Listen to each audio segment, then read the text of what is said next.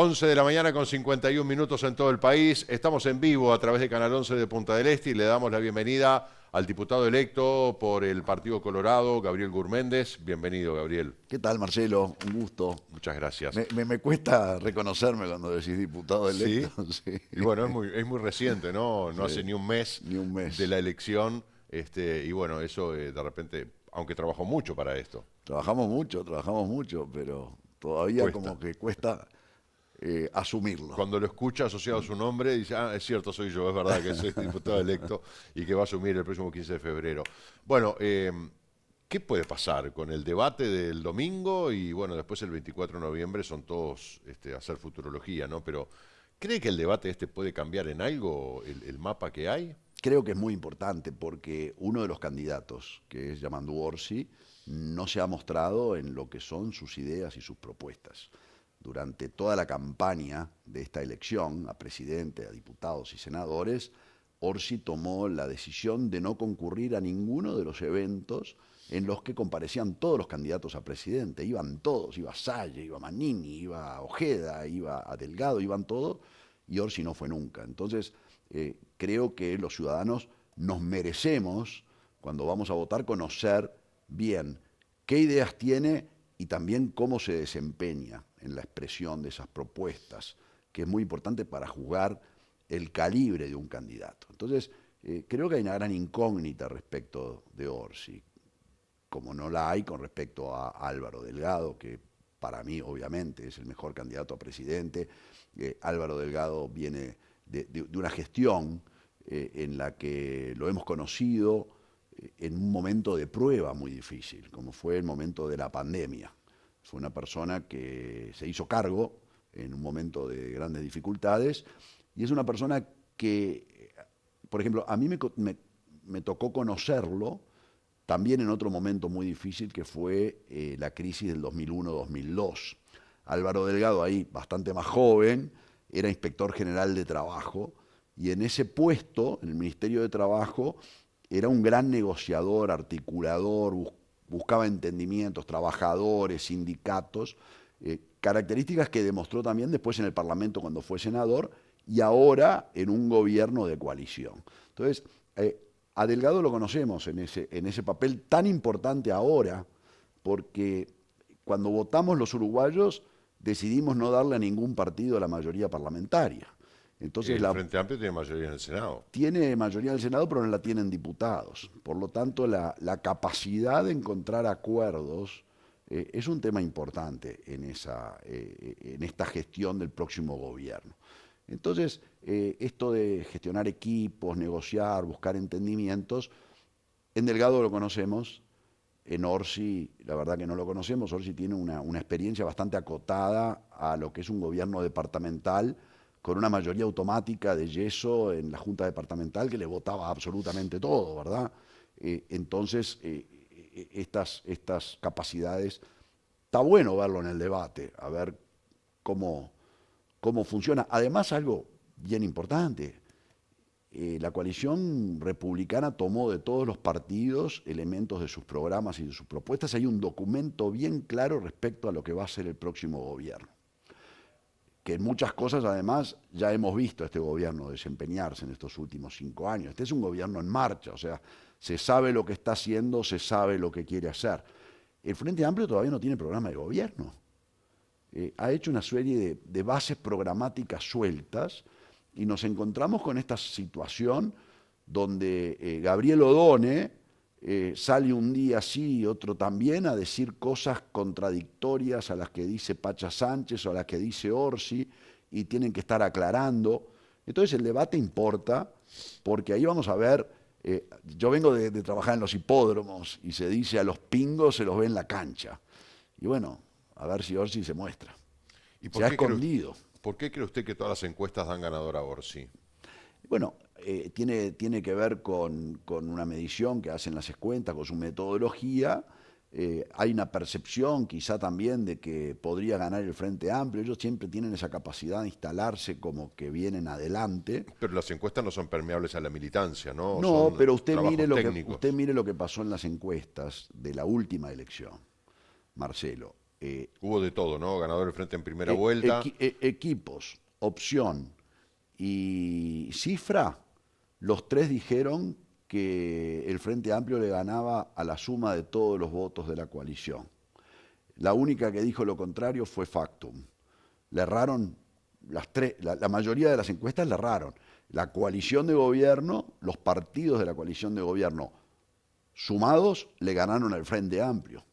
Fueron más, igual que habían ganado en la elección del 2019, en el balotaje del 2019, en las elecciones de la LUC en el año 2021, en las elecciones internas y ahora en la elección nacional. Es decir, ha habido una constante de varios hechos electorales en los que la coalición, los partidos de la coalición sumados, son más que el Frente Amplio. Y ahora las encuestas están dando esto, pero ya se equivocaron hace menos de un mes. Hace menos de un mes se equivocaron. Se equivocaron en Estados Unidos hace menos de una semana con Trump y se equivocaron muy mal con la Argentina, con Milei, notoriamente. Más allá de eso, el hecho puntual que es sintomático, que llama la atención, es que son todas las encuestas que dan lo mismo, ¿no? Con un punto o dos de diferencia, pero todas las encuestas dan una superioridad de Orsi. Pero como hemos dicho y lo dice la gente, y seguramente usted también, la verdadera encuesta es el 24 de noviembre. Cuando se abran las urnas, se cuenten los votos y se sepa quién La verdadera ganó. encuesta ya la tuvimos el 27 de octubre y ahora la vamos a tener el 24 de noviembre. Pero creo que los ciudadanos no deben discutir sobre encuestas, deben discutir sobre la gestión de un gobierno y sobre las propuestas de un gobierno. Y creo que ahí es algo que está en juego mucha cosa en el Uruguay el próximo 24. O sea, está en juego un país que a pesar de todas las dificultades conocidas, que ya sabemos y que no sé si vale la pena repetir, la sequía, la pandemia, la crisis de la Argentina que nos pegó tan fuerte, la guerra de Ucrania, deja a un Uruguay creciendo económicamente, con más de 100.000 puestos de trabajo nuevos, con el salario real más alto en los últimos 49 años de historia económica del Uruguay. Nunca había habido tantas personas formalizadas, formalmente trabajando en el sistema de la previsión social. La inflación está dentro del rango meta por primera vez en los últimos 19 años. Es decir, el control de precios, que es eso que aflige tanto a los hogares, a las familias uruguayas, especialmente a las más humildes, está controlado, como hacía décadas que no estaba controlado. Obras públicas récord, basta recorrer el Uruguay, las rutas, los puentes, las empresas públicas puestas al servicio de la gente. Entonces, hay un país que se juega mucho este rumbo, esta visión, y la contrasta con lo que el Frente Amplio nos planteó. El Frente Amplio nos dijo en la LUC que se iba a privatizar la escuela pública, que se iban a fundir las empresas públicas, que a la gente que alquilaba la iban poco menos que a echar de manera express. Nos trataron de llevar en los momentos más difíciles del país, no solamente en el 2001, cuando pedían el default, que fundió a la Argentina y que por suerte el Uruguay no fue por ese camino. El Uruguay eligió otro camino y se salvó. En la pandemia, la Argentina encerró a su gente. El Frente Amplio clamaba por encerrar a la gente en el Uruguay. Nosotros con la calle Pou elegimos la libertad responsable. La Argentina se fundió, el Uruguay se salvó de nuevo. La Argentina fue por el camino de la reforma de meterle la mano a los ahorros de la gente de las AFAPs. La Argentina se fundió. El Frente Amplio, el PIT-CNT, el Partido Comunista nos querían llevar por ese mismo camino de la Argentina. Por suerte los uruguayos hace algunas semanas dijimos que no a ese camino. Entonces, el Frente Amplio nos ha querido llevar por el camino que fundió la Argentina y nosotros siempre hemos ido por otro camino. El Frente Amplio le puso el palo a la rueda a este Uruguay que crece, a este Uruguay que genera estos trabajos y que genera estas oportunidades. El gobierno en marcha, que Álvaro Delgado representa en su continuidad, va por un camino distinto. Yo como colorado que integré el gobierno, como colorado que nuestras propuestas están reflejadas en el programa de gobierno, y como futuro integrante de este gobierno de coalición que se viene desde el Parlamento, queremos afirmar este camino, el camino que la población uruguaya mayoritariamente votó hace algunas semanas. Ahora, más allá de todo este raconto que usted hace, y que lo hemos escuchado reiteradamente por parte de no solo Álvaro Delgado, sino todos quienes fueron precandidatos y quienes hoy integran la coalición, su gestión va a ser parlamentaria en este periodo, ¿verdad? Estamos escuchando permanentemente de que el Parlamento, o por acción o por omisión, le erra el bizcochazo. Y yo le quiero preguntar qué va a hacer usted desde el Parlamento, por ejemplo, con el tema de los fallos judiciales, ¿verdad? Que todo eso, los jueces actúan con leyes que le votó el Parlamento. Que tenemos fallos que son realmente indignantes de gente que comete delitos atroces y negocian, como dice el doctor Subía, la tranza que se da en Fiscalía. Bueno, todo eso depende de leyes del Parlamento. ¿Usted tiene pensado impulsar algo, incidir en algo en ese sentido? Por ejemplo, hablamos con los funcionarios del Poder Judicial. Tienen el 1% del presupuesto asignado al Poder Judicial. ¿Usted va a luchar para que ese presupuesto sea un poco mayor, para que se le asignen más recursos? En la gestión parlamentaria, ¿qué tiene previsto el diputado Gurméndez? Bueno, la primera cosa es que uno, desde el Poder Legislativo, la primera cosa es respetar la independencia del Poder Judicial. O sea, no nos vamos a meter jamás en la interpretación. No, en darle dinero, darle recursos. De lo que un juez decide, ¿no? De qué manera aplicar o interpretar la ley es bien propio del juez. Pero para desde no llamar a confusión. desde el punto de vista de los recursos, creo que precisamente una de las fallas de la puesta en marcha del código del proceso nuevo fue porque se lo llevó a marcha, a tambor batiente, para instrumentarlo como un hecho político apurado. Usted se acuerda en la época de Jorge Díaz, y no estaba preparada la Fiscalía ni con recursos, ni con desde humanos, económicos y tecnológicos para poder absorber esa situación. Llevó a situaciones donde la vía rápida era la transacción. Creo que sí, que como diputado yo tuve a Jorge Barrera a mi lado como asesor en estos temas, y creo que hay cosas que sí podemos revisar de los procedimientos y bueno, obviamente de los recursos. Para evitar confusiones y o suspicacias. Yo no me refiero a que me quedó claro. El Poder Legislativo incida sobre el Poder Judicial, porque no es la práctica de Uruguay, lo sabemos todos. Porque yo comparto el juicio que muchas veces esas sentencias uno no las comparte, y como ciudadano tiene el derecho a criticarlas. Como legislador tengo derecho a criticarlas, no tengo derecho a imponer ningún criterio. No, pero sí a modificar leyes, a proponer leyes nuevas o a proponer modificaciones. Decir, y encontrar encuentros en eso, ¿no? Creo que eso podemos encontrarlo con un esquema mucho más amplio que un solo partido, incluso de todos los partidos políticos. A pesar de un Senado con mayoría del Frente Amplio y diputados divididos, que además hay que ver qué papel va a jugar Salle con sus dos bancas, que puede ser un factor desequilibrante, qué papel van a jugar otros legisladores, qué papel va a jugar el Partido Colorado, porque Andrés Ojeda habló de un cogobierno. Eso hizo un poco de ruido en algunos. Dicen, no, cogobierno no, si gana el Partido Nacional, lidera el Partido Nacional, pero el Partido Colorado hace un aporte importantísimo y es el segundo partido más votado dentro de la coalición republicana. Como que hay ruidos también dentro de los partidos de la coalición en ese sentido. Yo creo que esa palabra fue mal interpretada, porque es obvio que la coalición republicana tiene 5 partidos que lo componen. Cuando se dice cogobierno se pretende excluir a nadie, es decir, cogobierno Lo que dijo Andrés Ojeda lo dijo, es como cuando Pacha Sánchez habló de nacionalizar la SAFAB y después dijo, en realidad fue una broma. O sea, lo que dijo, lo dijo. Él dijo que iba a integrar como cogobierno. Vamos por un cogobierno. Por un cogobierno, pero el cogobierno es un cogobierno del Partido Nacional con el Partido Colorado, pero también con el Partido Constitucional Ambientalista, con el Partido Independiente y con Cabildo Abierto. Yo creo que la expresión de cogobierno... Que no se refería solo al Partido Colorado. No se refería solo al Partido Colorado, así lo entiendo yo, y creo que el espíritu de coalición así lo indica. Hay partidos hoy que no tienen representación parlamentaria importante, como el Partido Independiente o Cabildo Abierto en esta nueva elección, y que están activos trabajando por la coalición republicana, pensando en ganar ese gobierno en el que todos vamos a estar, de una manera u otra. Y lo del Parlamento es bien importante, sí, porque no es que tenga mayoría el Frente Amplio solamente en el Senado o en diputados, sino que dentro del Frente Amplio hay una apabullante, aplastante presencia y mayoría del MPP.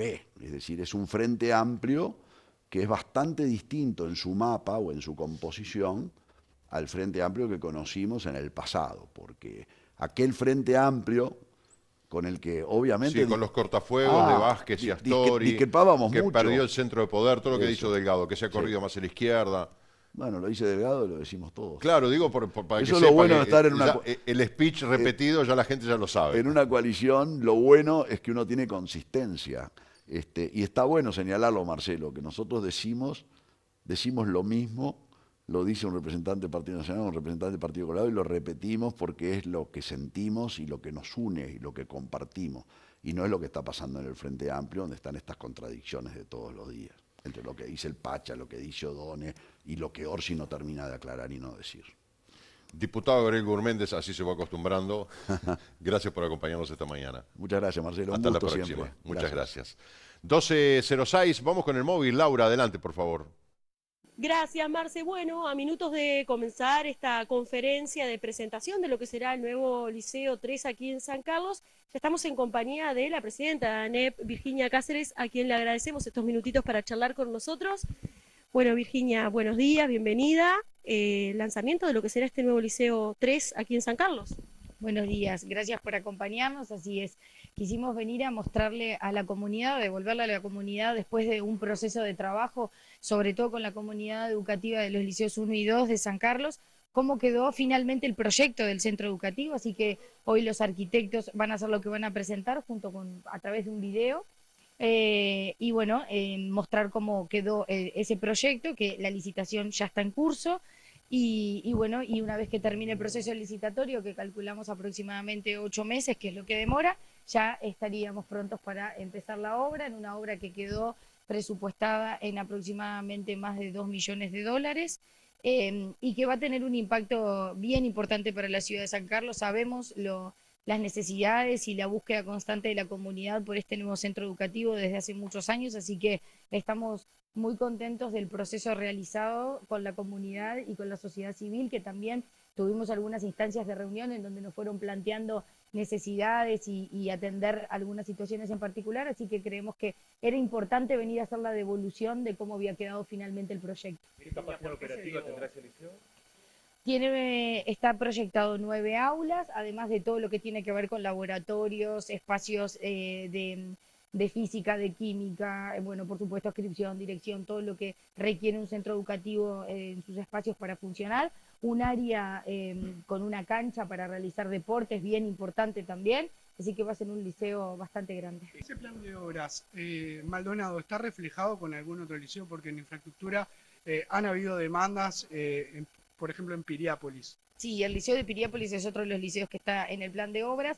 También allí tuvimos algunas dificultades al principio con el tema del espacio, del terreno para construir. Ahora el intendente, estábamos charlando recién, ya tenemos un nuevo terreno en donde bueno, los escribanos de ANEP y los escribanos de la Intendencia ya están trabajando. Hay algunos aspectos que finalizar que tienen que ver con algunos deslindes y temas de la titulación del terreno para después ya acceder al comodato formalmente. Y en ese caso tenemos que adecuar el proyecto, que había un preproyecto ya pronto, pero estaba pensado para el otro terreno, por lo tanto ahora habrá que finalizar el proyecto adecuándolo a este nuevo terreno, que además ahora estábamos conversando con el intendente. Es un terreno mucho más grande que habilitaría la posibilidad de, además de un liceo, construir una UTU y conformar un nuevo polo educativo. Así que bueno, se nos abren nuevas oportunidades también allí a partir de este nuevo terreno que aparece. Volviendo a San Carlos, ¿cuándo estiman ustedes que podría estar habilitado al funcionamiento este liceo después de la etapa de licitación y de construcción? Aproximadamente, calculamos febrero del año 2027, quedaría pronto y en funcionamiento. O sea que para el año lectivo del 2027 ya empezaría a funcionar. ¿Y cómo se va a afrontar el crecimiento en la cantidad de estudiantes de aquí a ese tiempo? ¿Qué previsiones hay ahora incluso para el año próximo, ¿no?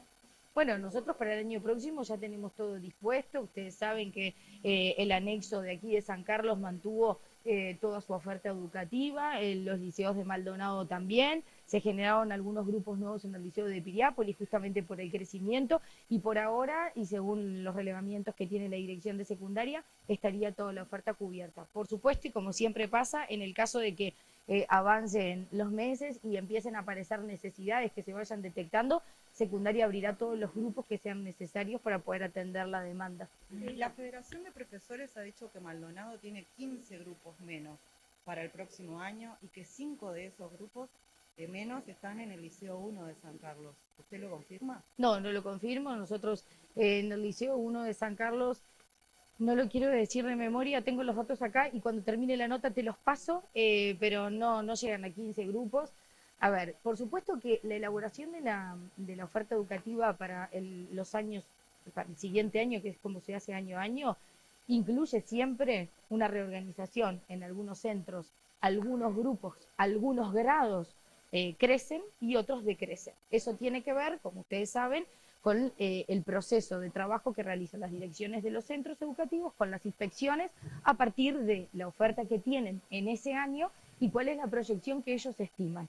Entonces, en algunos centros sí puede haber pasado que, por ejemplo, bajaron algún grupo, por poner un ejemplo, de noveno año, pero creció en grupos de octavo, o situaciones distintas en el sentido de la cantidad de grados que pueden ir subiendo y bajando. Lo que sí es importante decir es que, como le repetía, le repito lo que le dije recién, en el anexo aquí de San Carlos, que fue una de las, sabemos que fue una de las demandas por rumores que circularon en el departamento, y una de las preocupaciones más grandes que tenía la comunidad se mantuvo exactamente como estaba, y también en los liceos de Maldonado. Entonces, lo importante es transmitirle, creo que tranquilidad a las familias en ese sentido. Toda la oferta educativa está contemplada según las proyecciones que hicieron los directores de los centros junto con los inspectores en base a la realidad que tienen hoy. En el caso, solo para terminar, en el caso de que en el correr de estos meses que nos quedan para el inicio del próximo año lectivo se detecte en alguna zona en particular que hay la necesidad de crear algún grupo porque hay estudiantes que no pueden acceder, por supuesto que secundaria va a crear esos grupos que sean necesarios, porque ningún estudiante va a quedar sin la posibilidad de cursar sus estudios. Sí, con respecto a los grupos, lo que es la reecuación de diferentes grupos, en Montevideo, en el Liceo Bauzá, se está haciendo una reestructura de diversos grupos. ¿Puede explicar qué es lo que se está haciendo allí? Porque en las últimas horas ANEP sacó un comunicado que no queda del todo claro. Bueno, con mucho gusto explico. El Bauzá es el único liceo de bachillerato de todo el país que los estudiantes, en vez de tener clases de 45 minutos, tienen 35 minutos. Esto, ustedes entenderán, los pone en una situación de desventaja con el resto de los estudiantes del resto de los liceos del país, pues tienen menos minutos que el resto de los estudiantes. Por lo tanto, a los efectos de generar mayor equidad y que todos los estudiantes de todos los liceos de bachillerato del país tengan la misma cantidad de minutos, era necesario sacar un turno entero. Para ello se redistribuyeron cuartos años, como dice el comunicado, a liceos de la zona. Algunos de ellos van para el Liceo Ivo y después se redistribuyen como en los liceos que están dispuestos allí en el comunicado, que son todos liceos que están en la zona. Y a su vez, al Bauzá vienen de liceos también de la zona, algunos segundos y terceros años de bachillerato. Por lo tanto, el Bauzá queda con la posibilidad de que todos los estudiantes que cursen en ese liceo van a tener la misma cantidad de minutos que tienen el resto de los estudiantes del país de cualquier liceo de bachillerato. ¿Qué pasa con los bachilleres? El ministro de Educación dio a conocer los resultados de la evaluación de los textos de educación, donde se dio a conocer que el 50% no cumple y el otro 50% apenas cubre el umbral mínimo exigido. Es responsabilidad de la ANEP. ¿Qué opinión le merece? Yo no comparto eso de que del 50% no cumple, no cumple, no. O sea, cuando uno lee las evaluaciones, tienen puntos que son muy positivos y tienen algunos ajustes de esos textos para hacer. En ningún caso se dice que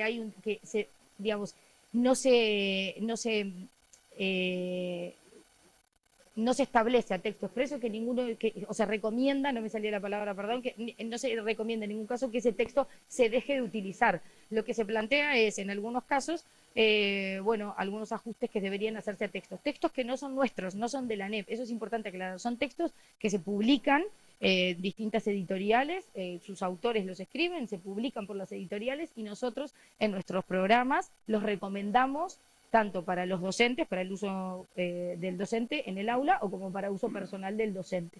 Por lo tanto, si alguien debería ajustar algo de esos textos, son los autores y los editoriales.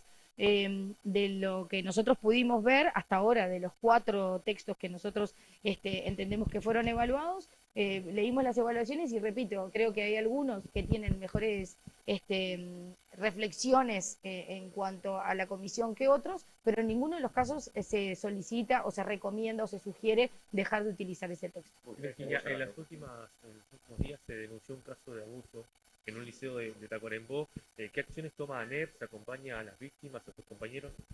Bueno, primero, por supuesto, repudiar absolutamente, es un hecho gravísimo, gravísimo, tristísimo, y que por supuesto que como sociedad y como mujer lamento profundamente que todavía en nuestro país se den esas situaciones y las mujeres estemos sometidas a ese tipo de situaciones, en este caso una niña además de 12 años. La justicia ya tomó las primeras medidas, el docente, esta persona fue formalizada, más allá de las consideraciones de la definición que tomó la justicia en el marco de sus potestades. Nosotros, por supuesto, que en la administración esa persona va a ser destituida como corresponde en el caso de cuando finalice el proceso judicial. Mientras tanto, por supuesto, al estar formalizada no está en contacto con estudiantes y está cumpliendo las medidas que dispuso la justicia. Gracias. Bueno, Marce, eran las palabras entonces de Virginia Cáceres, presidenta de ANEP. Se retiró rápidamente, hay que comenzar esta conferencia. Vuelvo contigo, nos reencontramos en un ratito. Muy bien, muchas gracias, Laura. Bueno, habló de todos los temas la presidenta de la Administración Nacional de Educación Pública. Después compartiremos algunos conceptos en 11 Noticias. 12:17, hacemos una pausa, ya venimos.